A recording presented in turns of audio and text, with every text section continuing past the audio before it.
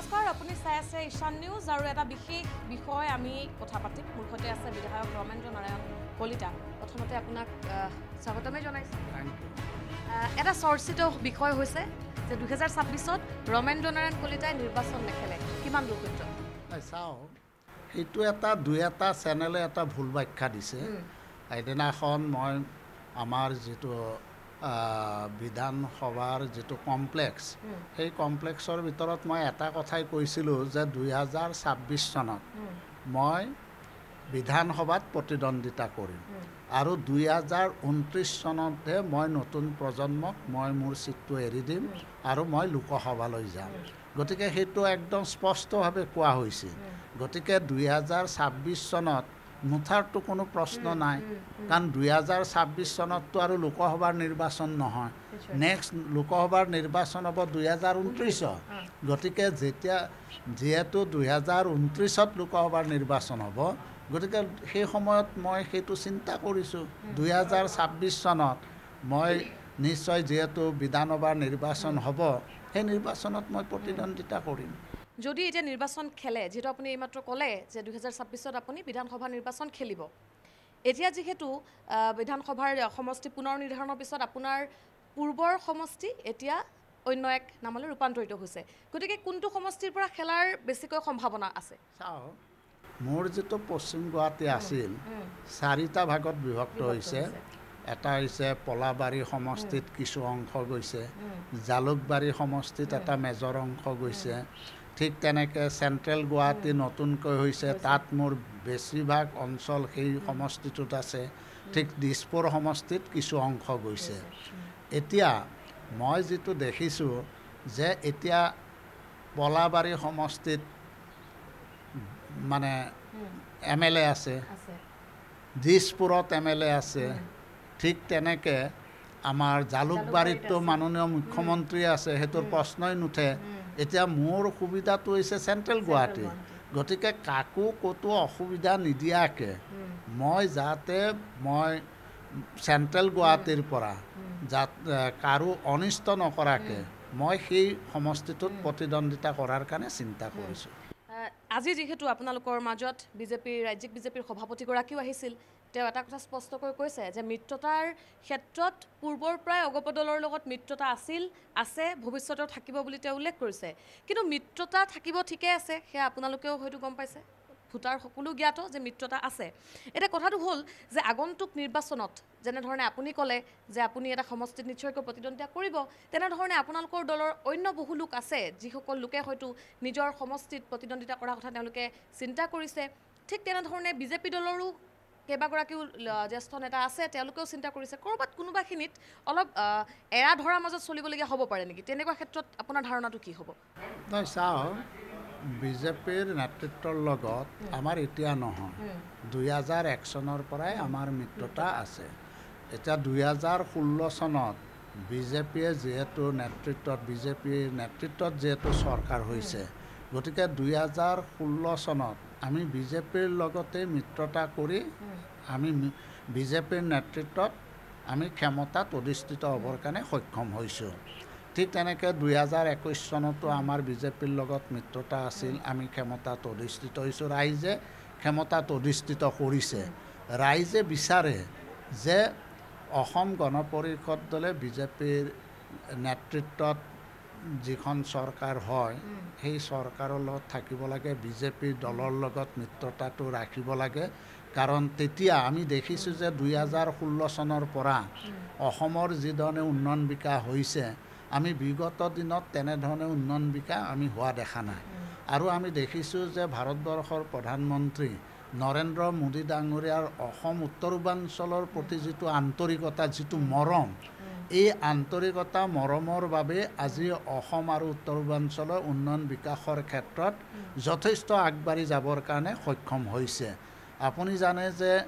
য'ত ভাৰতবৰ্ষৰ ভিতৰত অসমৰ নিচিনা এটা ঠাই নিৰ্বাচিত কৰি জাগিৰোডত এটি ছেমি কণ্ডাক্টৰ এটা বৃহৎ ইণ্ডাষ্ট্ৰী কৰাৰ কাৰণে আমাৰ মাননীয় মুখ্যমন্ত্ৰীৰ প্ৰচেষ্টাত আৰু প্ৰধানমন্ত্ৰী নৰেন্দ্ৰ মোদী ডাঙৰীয়াৰ আশীৰ্বাদত আজি তেনেধৰণৰ এটা ডাঙৰ ইণ্ডাষ্ট্ৰী হ'বলৈ গৈ আছে আৰু উন্নয়ন বিকাশৰ ক্ষেত্ৰতো দেখিছোঁ আমি গুৱাহাটীতে আজি কিমান ফ্লাইঅভাৰ ৰাস্তা ঘাট আজি কি ধৰণে হৈছে বা অসমত কি ধৰণে হৈছে আমি দেখিছোঁ আৰু ইতিমধ্যে আমাৰ যিখন অসম চুক্তি আমাৰ অসম চুক্তিৰ মূল কথাটো আছিল যে আমাৰ খিলঞ্জীয়া মানুহৰ সাংবিধানিক ৰক্ষা কৱচ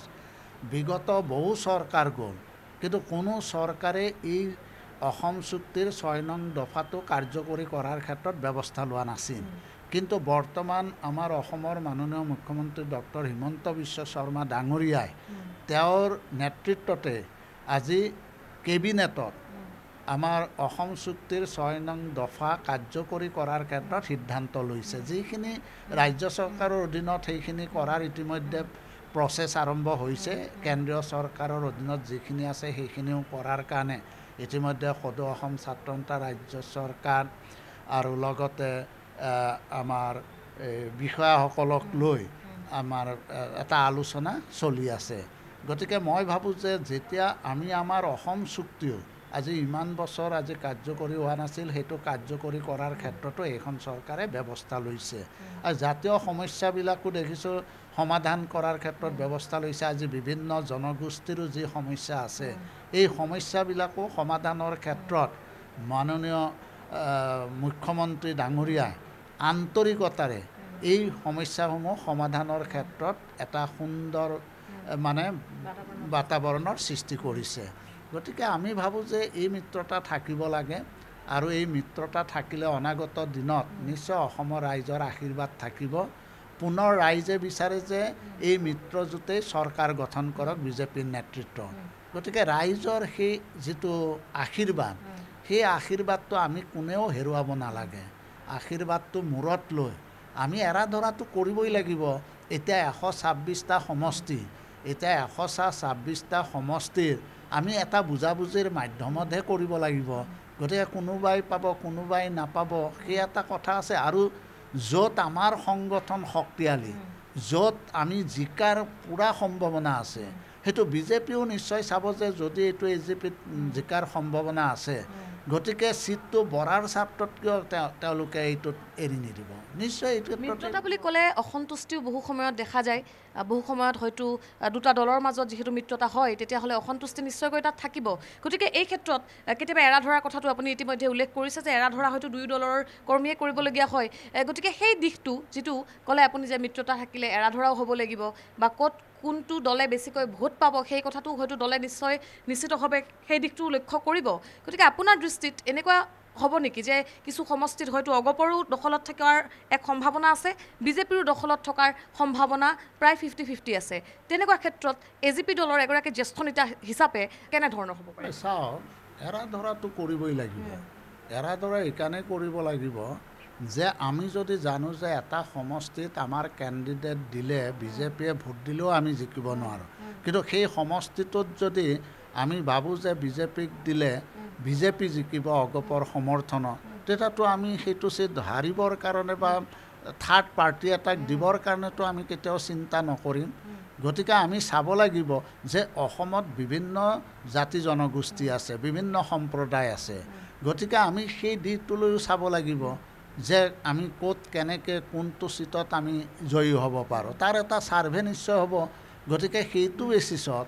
আমি এটা এৰা ধৰা কৰিবই লাগিব কিন্তু এটা কথা ঠিক যে আমি অসম গণ পৰিষদ দলে বিজেপি দলকো আমি মৰ্যাদা দিব লাগিব আৰু বিজেপি দলেও আমাক মৰ্যাদা দিব লাগিব যদি আমি পৰস্পৰে পৰস্পৰক মৰ্যাদা দিওঁ পৰস্পৰে পৰস্পৰৰ যদি বুজাবুজিৰ মাধ্যমত আগবাঢ়োঁ